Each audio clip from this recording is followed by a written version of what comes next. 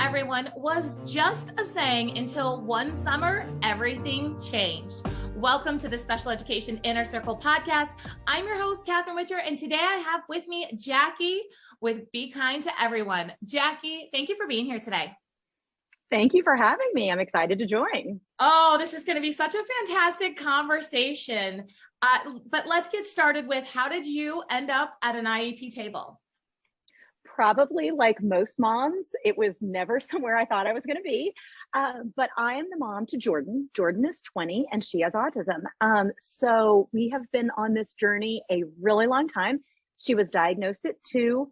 We jumped in quickly, started doing things, and I've been at an IEP table ever since. And you know what? Jordyn is 20. So you've been through a lot of ups and downs, and you've taken some time to think about what's next. What's next when there's not a classroom to go to, when there's not this structured opportunities. And Be Kind to Everyone has become this movement. I was gonna say moment, because it's this moment that I'm like, oh my goodness, like there's all these shirts all of a sudden popping up all over Facebook, and I'm seeing this Be Kind to Everyone. So tell us a little bit about what Be Kind to Everyone is, how it started, and then we're gonna talk about where it's going. So when we first got the diagnosis, you're in those first few years, you're scared, everything's new to you, don't know what to do, you're looking for providers, you don't even know what some of these acronyms mean. But what we found is we got going, it got easier because you kind of get your footing, you get your group, you have your professionals. Well, then what we started noticing when she turned 15 and then 16 and then 17, you're like, that fear comes back. You had found a peace with things. You kind of got in your groove. And then the fear started creeping in more and more for my husband and I. What's going to happen when the bus stops coming? We have relied on a system in place for all these years. And then suddenly she's going to turn 22 and it's all going to stop. And not only just through the school system, most of your, regular OT speech providers, that stops. Your doctors, your everything changes, and you suddenly get that fear of the new parent again, because you're right back there at the very beginning of what are you going to do? And Jordyn has some fairly significant challenges. So we knew her being able to go out and get a job in the current system, the way it works, was going to be a challenge for her, getting that opportunity. And it was keeping us up at night. And like, how are we going to pay for someone to help her do something the rest of her life? It's like sending your kid to college forever.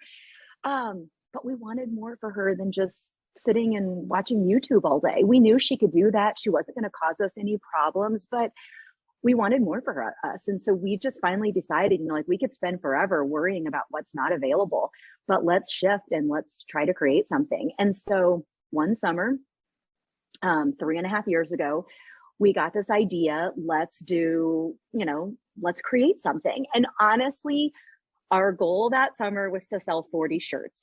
I took pre-orders, I posted it on my personal page, and I was like, we created this shirt, this idea, we want to teach Jordyn's job skills. We'd love for you to buy a shirt. We want to sell 40. You'll get it sometime that summer.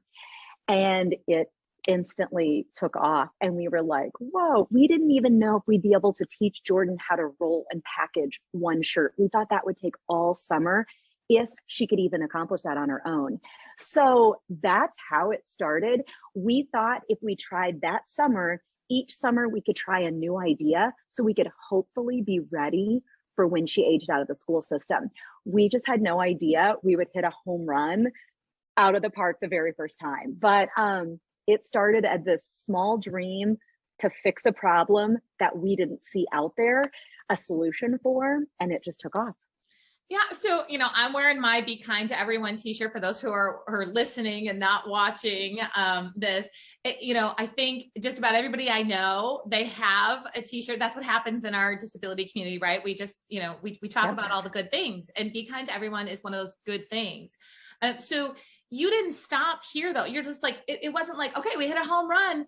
This is great. Let's just make some more designs. And I know we've got some holiday things, and everything looks very exciting on the outside. It's like, when's the new design coming? When's this? When's that? But you have a purpose that's happening behind the scenes that I really want you to share with all of our parents, teachers, admins, therapists, because like I said, you shifted the perspective and now it's no longer, what is Jordyn going to do when the bus stops coming? But you're like, how can we literally shift an entire system and, hiring processes that are happening in businesses and all of these big pictures. And I love that because that's like taking on a monster to do this. And we're all about the big challenges here. I'm like, we're changing special education IEP process. We're like, we're going to take it on. You're like, I'm going to change the business processes. So share some of the things that you're doing to kind of change that bigger picture behind the scenes. So what we noticed was we've been given an unexpected gift of a voice. Never in a million years did I see our social media platform growing to the way it is. We have over 1 million followers on TikTok. We have 200,000 on Facebook. And we started noticing it wasn't only parents following us, it was educators following us, and it was just the general public, business owners, executives. Everybody was latching on to Jordyn's story and everybody was being inspired by it. We are showing what is possible if you're given the proper modifications, support, inclusive environment, what is possible. That is what is important to me. We've been given this voice and I want to make sure I'm using it to help others. Jordyn, it's been a ton of hard work on Jordyn's part, on my part, on my husband's part, but we've also had a lot of luck and support along the way. And I want to use that for the greater good. And so I'll give you an example. Last year, I think we all noticed everything stopped. When the world shut down, I think it gave us a glimpse into what it really looks like when this bus stops coming. Everything's in place, and then the next day it stopped. Well, a large company reached out to us, one of the executives, and wanted us to talk to their leadership team, their management team, and it was IBM. And here I am, which is funny because you know me well enough to know I don't have a technical bone in my body. So here I am talking to like leaders, and I'm like, oh my goodness. But I got to talk about what we were doing here and what a large company could do to set in place to create opportunities for others. And so for those that might not be familiar for what we do, Jordyn spent in IEP meetings for years, like maybe trying to work on one-to-one correlation. She would struggle to count to 15 because she'd get to 6 and she didn't care anymore. So she'd be floating off onto something else. And so we were like, well, how are we going to accomplish some of this? So we sell ink pens in packs of 15. Well, how am I going to get her package them if the system in place says you have to be able to count to 15 in order to package something? And I thought, but she's really good at matching. So I created a board in which it has pictures of the ink pens, 3 green, 3 yellow, 3 pink. And so she matches them and she knows when she fills up this board, you stick them in the bag and you move on to the next. That simple board that we created out of photocopies and poster board literally shifted her from probably never have been able to package anything on her own to literally working independently. She could package ink pens in packs of 15 for 2 hours. She can do it on her own now. So when I was talking to that leadership team, I was showing them things of like videos of here would be Jordyn without a modification. This is Jordyn working with one, because I wanted to take the opportunity to open eyes of we have to learn to view everything differently. We look at this as it can only be done one way. But when you start thinking outside the box, you realize who cares how it's done? What we want in the end is a package of 15 ink pens. Who cares how we got there? And so looking at things differently. And one of my favorite examples of this, I show on our social media examples of this. And I tell business owners, managers, I was like, I hope this inspires you. You might not be packaging 15 ink pens at your business, but I bet you could look around and see something you are. So one of Jordyn's best friends before the pandemic worked at Chick-fil-A. He was in charge of cleaning off the trays because if anybody's ever been in a Chick-fil-A at lunchtime, it is busy. There is a lot of trays to clean. Suddenly, all the Chick-fil-A closed inside because they only had a drive-thru open. And so he wasn't able to work. Well, fortunately, the Chick-fil-A owner at this location is amazing and she follows our story. And she got looking at our templates we made. And she was like, you know what? They were having a problem. The line would get so busy, people were ordering salads and they weren't getting their full kits. So she made photocopy templates of the salad kits so that he could come in and package those salad kits the way we do ink pens. And that was like, it was a major thing to me, because that's where we were using our social media for good to create change. Because what I want to see is every business, every single business looking at what could we at our business to create an opportunity for someone with a disability, and how can we think outside of the way we're doing it to make them successful? Because we have so many individuals aging out of the system. That's the way we're going to create change. It is literally every business learning from this and figuring out, how can I hire someone to do a job in my place? I love that. And templates just make sense, They do. Maybe it's just the way that our brains work, being in the disability community of like, well, why wouldn't we just make a template? Like, we use visual schedules all day long. I mean, that's what it is. It's a visual prompt and how to get things done. So I hope that every business owner that hears this, or every teacher and every parent that's like, I wonder if my child could. Yes, they can, with a modification, and that's okay. Absolutely. It is going to be a flip in the mindset, because we've got, I call them old school habits and new school habits. It's the same thing in business. We have old school, habits that are done in business, and you're creating some new habits, some new norms of like, okay, this is how it needs to be, and how can we modify this? And I love that so much. Okay, so share with us. I know something just recently happened in the schools too, where you were able to make a connection between what you're doing as a company and what's happening in one of your local schools. Yeah, so I'll backtrack just a little bit. We have Jordyn's class come into our shirt shop once a week. They come every Tuesday morning, and we set up different stations so that we can teach them job skills. We teach them about actually doing the job, but we teach them about staying on task, all the different things that you would need to know in a work environment. And we love it. But I also wanted to start thinking of how can, it's limited of what we can do literally within inside our walls. How can we reach more? So we have Sarah that works with us. She was a peer buddy in Jordyn's class for 5 years ago. So when I first got the idea of the shirt shop, she was literally the first buddy we had with Jordyn. She's worked with us since day one. And so I said, Sarah, I want to try you going into a classroom. I want you to take what we're doing here and move it into a classroom and see if it works. So it was for World Kindness Day. Sarah made the templates. She went to a class and they made little mini kindness kits so that way the class then got to give what they made to all the staff in their building. But it worked so well. We loved it. And so what we saw was, not only did the kids do it, but she got to talk individually with that teacher about the importance of how we're doing it, taking, the modifications and making the templates. And afterwards, the teacher emailed me, and I knew the teacher, and that's why we wanted to start with her, because I wanted real feedback. And she said, I've been working on an idea for one of my students' IEP. And she was like, this today helped so much with how we're going to reach independence in this IEP. And that was exciting for me. One of the next steps I want to do is figure out how we can now start doing that more like via Zoom. Can we make some kits and mail it to a classroom and then do a Zoom meetings with someone?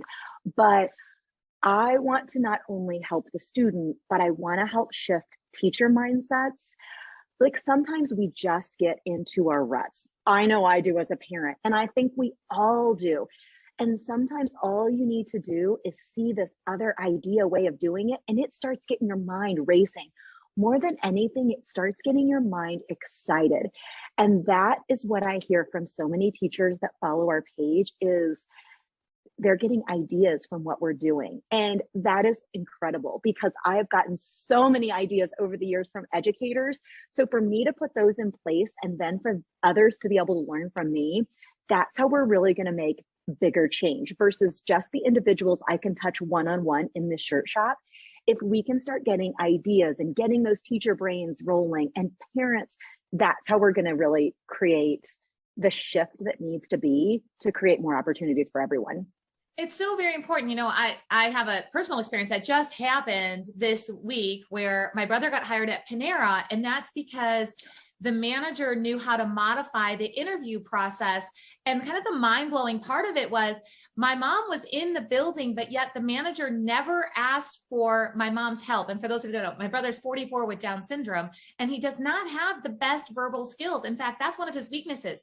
Great receptive skills, can follow directions, can do, prompts and all of these things, but he can't carry on a conversation like you would typically at an interview process. And to be able to have somebody who recognized that, didn't even ask my mom for help, gave him the benefit of the doubt, that's what I'm excited about. Yes, I'm excited my brother's working at Panera. I think I'm more excited about the interview process and that somebody had high expectations and gave him the chance to be an independent adult and be successful. So I just want to encourage everybody, like it's huge, right? That's what we need. We need more people to have these high expectations of what is possible versus what is the barrier based on how things have always been done. Yes. Oh, I know. I saw your social media post the other day about that. And I was like, oh, this is so awesome. It's so good. It's so good. And, and now I'm like, oh, more excuses to go order some more pick twos. And like, I'm all in, in there. So, all right. So let's give a word of encouragement to everyone. Of course, everybody, I'm going to have all the links of all the places that you can find Jackie. And Jackie's actually going to come be a guest expert inside of our VIP inner circle. So she's going to be doing a teaching towards the end of this school year where you're going to be able to interact with her, ask questions, and really kind of dig into some of the details, because a lot of people are like, this sounds great, but I don't know where to get started, whether you're a teacher or a parent in this type of programming. So she's going to drop some knowledge with us in a private conversation. So please, if you're listening to this and you're like, I need into the inner circle because I need into this conversation, please send us an email or follow the links below. But before we go, let's give a word of encouragement to specifically our high school teams and our parents of high schoolers, because I feel like they get left out. We're always talking elementary and all the cutesy stuff that's happening. So when you, what do you want to say to somebody who is in that high school years? What do you need to say to the staff? And what do you need to see the parent as they start to navigate these new waters? I want to say, so often we say the improvements come in younger kids. We have seen more improvements in Jordyn in the last 3 years than we have ever before in language, in job skills, and independence, and everything. And truly, it started with the shift from fear to hope. We stopped thinking of everything she couldn't do, and we changed our perspective. And we just figured out, let's break things down into smaller steps. Let's focus on one thing at a time.